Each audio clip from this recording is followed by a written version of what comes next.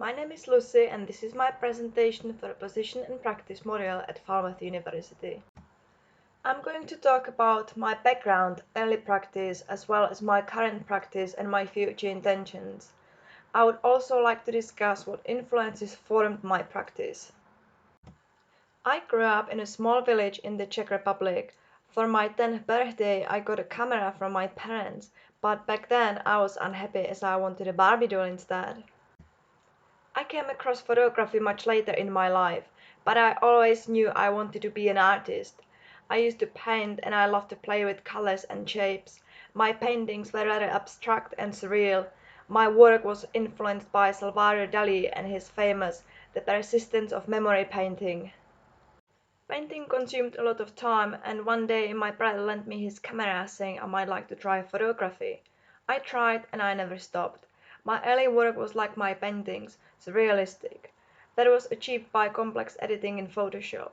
I loved the style, but it also consumed a lot of time to edit those photos, and I rather wanted to spend my time by shooting than by editing. I was open to many genres and experimented with a lot of photographic styles, but I knew I wanted to photograph people and I wanted to be good at it. I decided to learn from other photographers by being their model and observe what they do. I responded to a photographer named Milos Burkhardt, short Burki, looking for nude models.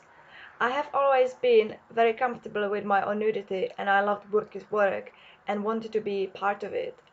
I have shot with him a few times and I realized that I absolutely love nude photography.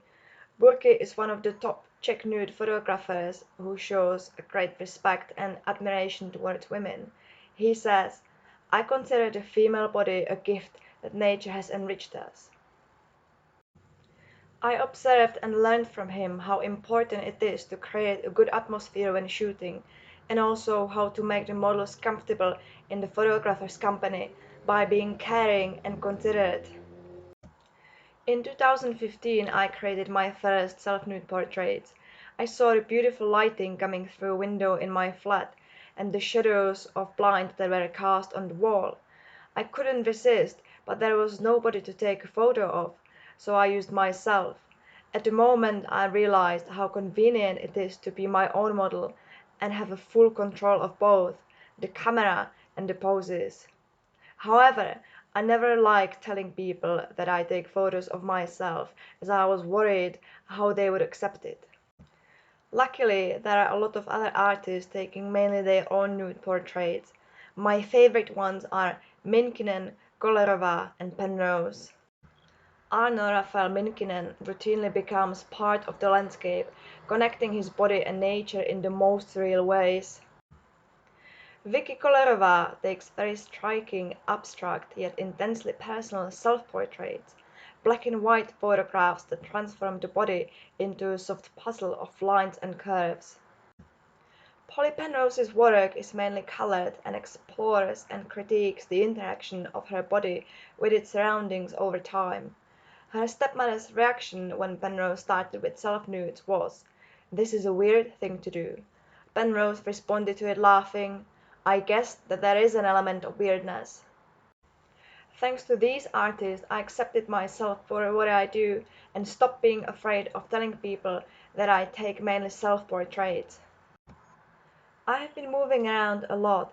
I lived in Prague, Hamburg, Stockholm, and now in Nottingham. During my practice, I have never used a professional studio.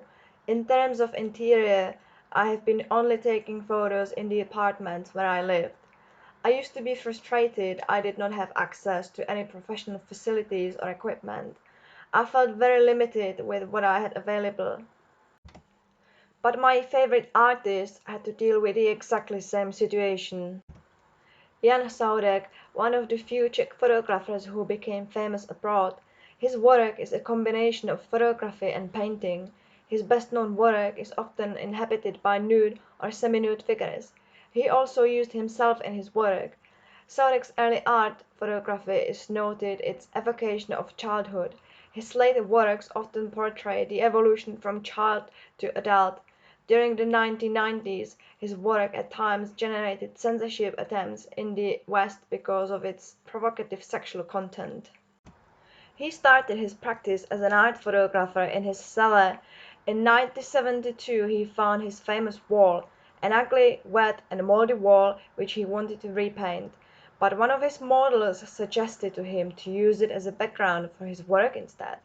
He liked the idea and used the wall as a background for many years. The other artist is Ren Heng, mostly known for nude photographic portraits of his friends. His work is significant for its representation of Chinese sexuality within a heavily censored society. He said there were no preferred places for him to work, as he believed anywhere was beautiful and worthy to be shot. A lot of his work is taken in his Beijing apartment. Now I believe that good photographers don't necessarily need a studio, expensive lights and other props as long as they are creative and able to make most of what they've got. When I take photos at home, I combine usual household items such as decorations, flowers, mirrors and furniture with a naked body to create interesting work, but also to help me disguise the lack of space at home. I also take snapshots of my props and my workspace to show other photographers struggling with finding a place for shooting, that there is always somewhere and something to shoot without even leaving the house. Last year I wrote an article for Dodo magazine about how to shoot at home and stay creative under bad conditions. I received emails from people who found it very inspiring and motivating. But don't get me wrong, having a studio would be great. I'm just trying to point out that it's good to be adaptable and be able to work with the minimum you have. When I take photos outside, I love to combine the naked body with beautiful landscapes or places that draw my attention. I feel free and liberated when being naked in the nature. As Minkinen said, there is something about how close you get to the act of creation by walking around by yourself with nothing on, looking for a photograph, climbing rocks and moving around like a monkey, bare-assed and just digging your toes into the soft earth. You really feel like you have been created. And when Jan Saudek went to the nudist beach for the first time in the 1980s, he realized how we humans are beautiful and absolutely pathetic in our naked forms. I did a mini project when I photographed a few different women of different backgrounds and from different countries, including myself. My point was to show the purity of the human form in a combination with nature, but also how all these different people look very similar and vulnerable underneath the layers of clothes, regardless of the culture background, religion and quality of education or welfare. My long-term goal is to continue capturing myself as long as I live. It is like a photographic diary, evolution of myself and a physical journey of my body. It will be very interesting to look at these photos in a few decades. With my photographs, I would also like to represent nudity as a natural human form and distinguish them from those that are sexually objectified. I also love the aesthetic side of nude photography. I would like to share photographs that are pleasant to look at, to please somebody's eyes and make them smile. It is the light-hearted side of life I would like to depict and point out. In terms of the technical aspect of photography, I would like to learn more about lighting and improve my portraiture skills, as I would like to involve other people more in my practice.